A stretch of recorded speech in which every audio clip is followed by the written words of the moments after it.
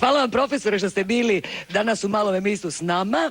Želim vam da još uživate na Braču, a mi ćemo sad pogledati jedan prilog koji je radio moj kolega Vinko Filipić. Zove se Vanka regule. Profesor, to znači izvan pravila, je li tako? Da, izvan običaja, izvan pravila.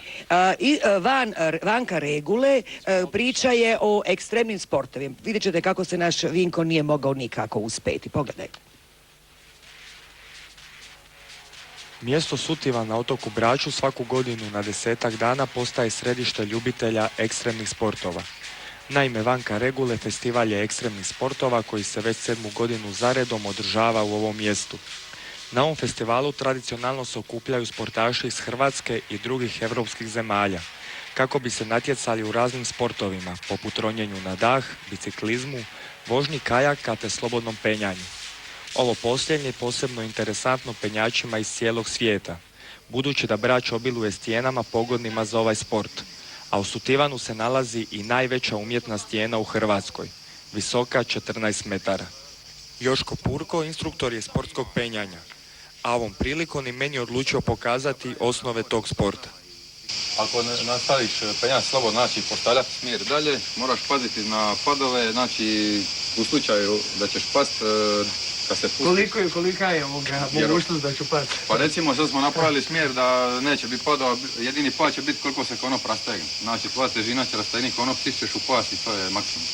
I na sve što trebaš paziti, ne znam, da budeš koordiniraniji, znači svaki pokret rukom, nogom, izvesti maksimalno precizno i recimo ne stajati puno da se ruke ne pupaju i... Znači jamčiš mi sigurnost? Ma naravno da jamčiš. Ajmo probati. Okay. Pokušaj broj 1. Iako je na prvi pogled izgledalo jako jednostavno, rezultat je bio ovakav. Znači, isto kao po stepenicama.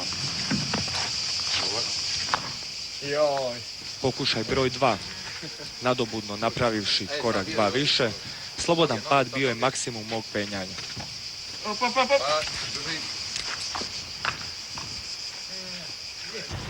No to je bilo zagrijavanje za ono što je slijedilo. Sa našim simpatičnim domaćinima krenuli smo u pravu malu pustolovinu. Starim neobilježenim putem, a potom i stazom poznatoj samo našem vodiču Ivani Bubičić, krenuli smo prema kanjonu Veliki Dolac, jednom od najvećih izazova za slobodne penjače. Od ovakvog pogleda na kanjon, lako vam se zavrti u glavi. Brač je dosta specifičan otok u odnosu na druge otoke ovdje u srednje-dalmatinskog podneblja, jer ima tu Vidovu goru koja je najviši vrh svih otoka na Jadranu i tako, a Brač je u biti bio dio kopna nekad davno kao i svi otoci i smatra se da je Brač kad je bio dio kopna, da kad se odvojio od kopna, prije toga je tekla njime rijeka Cetina. Dakle, onaj kanjon koji je poznati, Omiški kanjon, se kasnije nastavljao na ovaj Brački Veliki Dolac i vjerojatno je nekad tu ušće Cetine bilo ovdje, ne u Omišu. Jel? Za to vrijeme Joško je obavio sve potrebne pripreme i uputio se u osvajanje još jedne opasne stijene. Zahvaljujući spretnim pokretima i godinama iskustva, za svega nekoliko minuta penjanja vrh je bio osvojen. Ovo izgleda dosta brutalno i opasno što smo malo prije vidjeli. Koliko je zapravo penjanje opasan sport?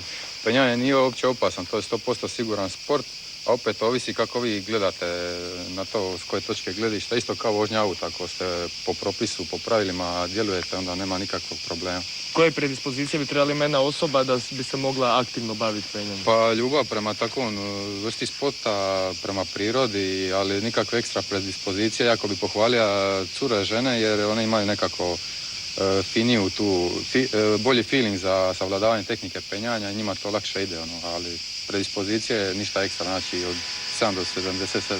Dakle, sve ste čuli.